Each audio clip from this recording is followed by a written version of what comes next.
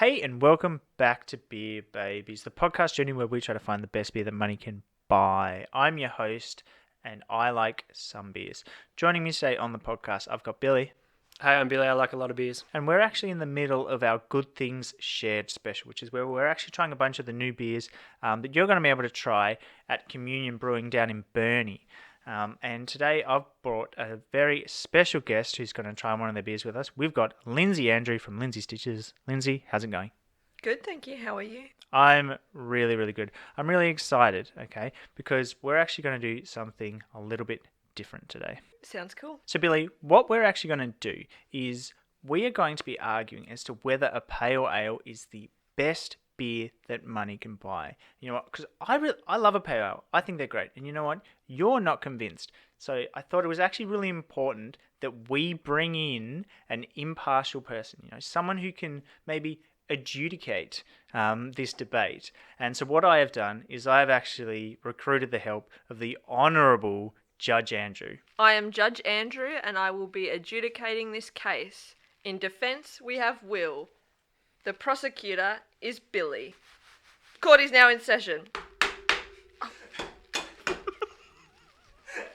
So, this is a very, very serious case, and I am going to be pleading the case of pale ales, which are a personal favourite beer of mine. And my opening statement is actually a bit of a description of pale ales themselves. So, Billy, why don't you pour some of the Communion Pale Ale out while I get started? You disgust me, making me pour out the thing I hate. I don't think a barrister would say that. Anyway. I get paid so much money. The first point under my subheading of pale ale facts is a pale ale is a popular style of beer that's hop forward with a malty flavour. It's a golden amber colour and moderate strength. Brewed with pale malt and ale yeast, pale ale bridges the gap between dark stouts and light lagers. They are full of flavours, but not too heavy, so the style is very approachable. The original pale ales were created in England, and the style sparked the American craft beer scene. The style includes multi-English ales, balanced American brews, Belgian session ales, and hoppy IPAs. So, that's my opening statement on pale ale. So, Billy, what do you have? What's your rebuttal? My rebuttal is, sir, did you know that pale ale is made with malts dried with high carbon coke? Yes. You did? Yes. Did you mention that? Do you know what Coke is? It's not what you think it is. It's like a really hot rock. It is a hot rock. But the thing is, it's made with high carbon, Will. And we all know we need to watch our carbon. That's a big carbon footprint on the earth right now. Yeah. And I'm not for it. Did you look at the environmental impacts of other types of beer, or are you just trying to negatively paint my client? Objection. This isn't about other beer right now. This is about pale ale. Even though a lot of my points are on other beers and how they're better, right now this is not about other beer. That's my rebuttal. So thank you for your opening statement, Billy. Judge Andrew, have you had a chance to sample this fine pale ale? I'm about to. I would love a judge just to crack a beer at court. Not bad. So, you might say not bad, and that you are pretty much in line with the Australian drinking public. It actually turns out that 19 of the top 20 hottest 100 of beers were actually one form of pale ale or another. So these are an incredibly popular beer. It's one of the most regularly sought out craft beers, and pale ales are really the backbone of the craft beer industry. So if you don't support pale ale, you're against craft beer. And if you're against craft beer, I don't know how you can live with yourself, Billy. Just because the majority drink it, Will, doesn't mean it's the right beer to drink. And I'm pretty sure 19 out of 100 isn't that good. 19 out of the top 20. Oh, shit. Well, worse things have happened, all right? Mistakes have happened. But Like it's a light beer. Did you know that like lighter beers only have a shelf life of like about 120 days? When you compare it to a darker beer like a porter, you're talking like 180 days. And the thing is, with a porter, because they taste so bad, you'd want to have a really long shelf life so people can forget how bad the last one was, and then they might be tempted to go back. Did you just end my own rebuttal? Billy, have you had a chance to sample the local expert by Communion Brewing Code that we've actually poured a little bit out of today? Yeah, it's delicious, but this isn't about me. Yeah. This is about my... But I'm not even defending. It's my client, my very wealthy client that wants to like just dirty the name of pale ales, and that's what I'm here to do. Did you know that the lighter beers, especially pale ales, got more hops in them?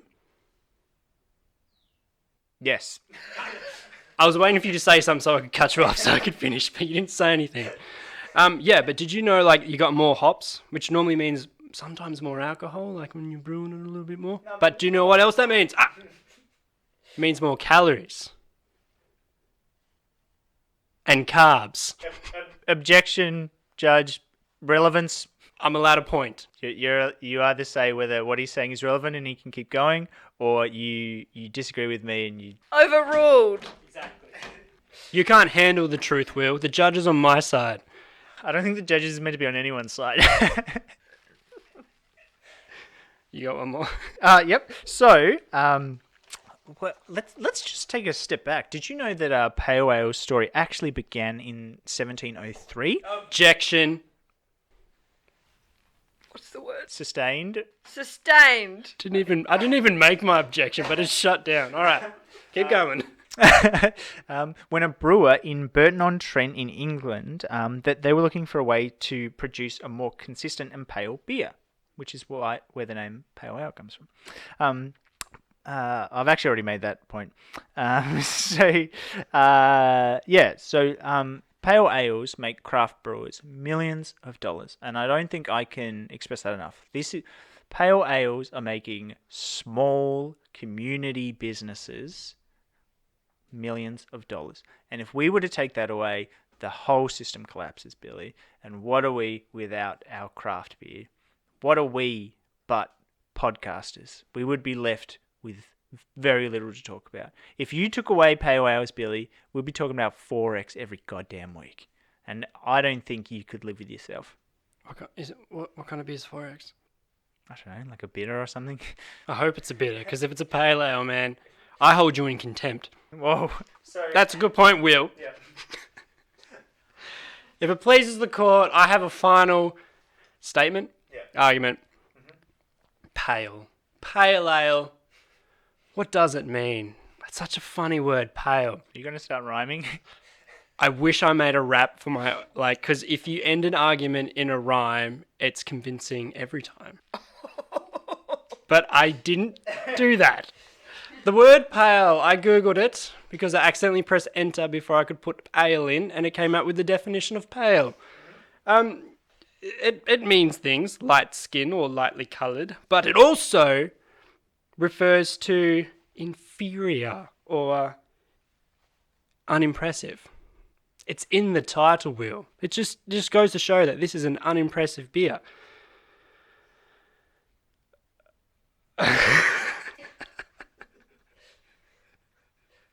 As in its title, pale ale is just an imitation, an inferior version of beer.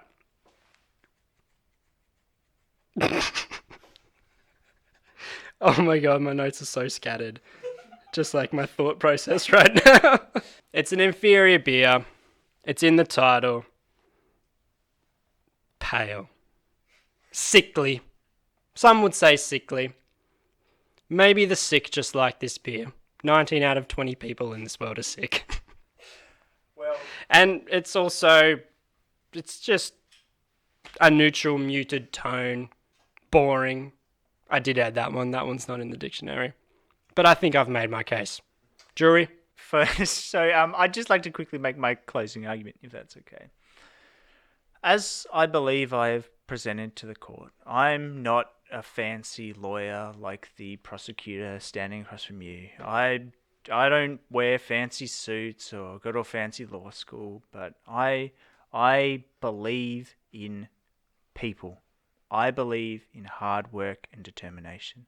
I believe that if you put in the hard work, you will succeed. And that is what Australian craft brewers have been doing for years. And that's why they're making some of the best pale ales in the world. Let me leave you with this. If you go with pale ale, you will not fail. Now to the judge. What is your ruling? The court rules in favour of Will.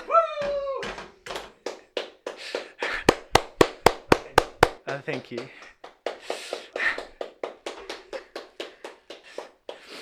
Oh, thank you so much. Thank you very much, everybody. Now, but before we go, I think it would be remiss of us not to have a quick chat about the local expert, which is Communion Brewing Co.'s Pale Ale. I think this is great. This is a delicious. This is a really nice beer. What do you think, Bill? It is a wicked beer. I really like this beer. It's almost just a sessionable, easy drinking beer. Yeah. What do you think, Lindsay? Agreed. Yeah. I think this is. I concur. Shall I say that? Yeah, go. I concur. Yeah, I'm gonna leave it in, so you're just saying it twice. The neutral judge. You're the pale judge. I really like this. I think, like you were saying before, Bill, this is super drinkable. This is definitely this is the sort of beer that I think I'd be knocking back all day because it's not overly like hop heavy. I think it's just got sort of a really nice crisp taste. Yeah. Super drinkable. Is it a strong beer? It is 4.6%. So yeah, no, it's right in the middle. It just tastes super mellow and just super chill, easy to drink. I like it. As far as pale ales go, I'll let this one go.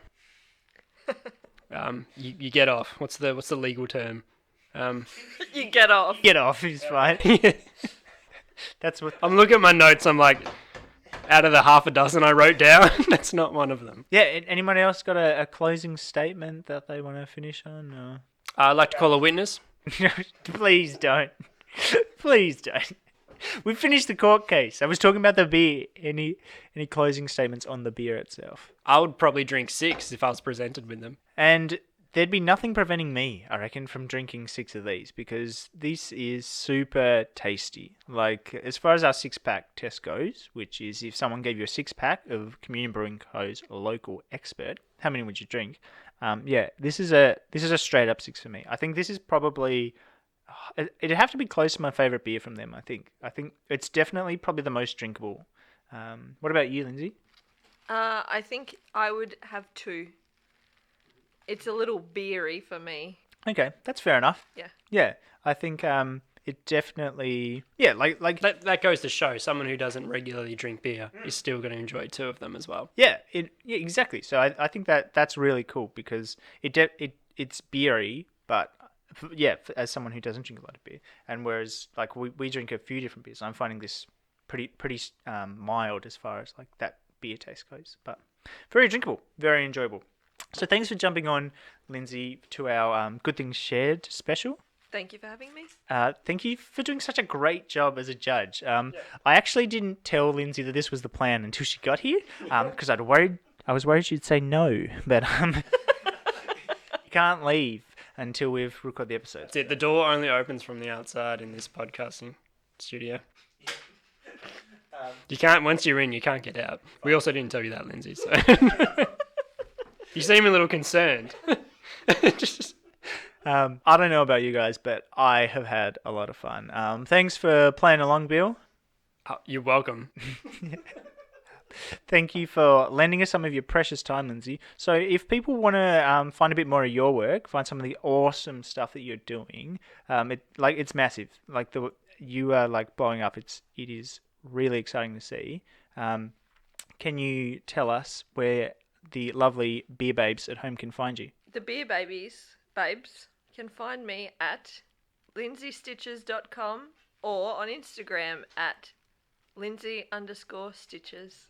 And if they're quick, they could race out and get October's issue of Frankie, where they can see you. You're in the class of 2021. Correct. Which is a huge achievement, and we are super proud of you here at Beer Babies. And we look forward to seeing your amazing work continue, and we look forward to having you back on the podcast. Thank you. I look forward to coming back. See you next time, guys. Bye. Ciao for now. You can do that now. Will can chuck it in later. Can you say goodbye, Lindsay? Goodbye. She did a hand gesture. Yeah, I did this. She did that.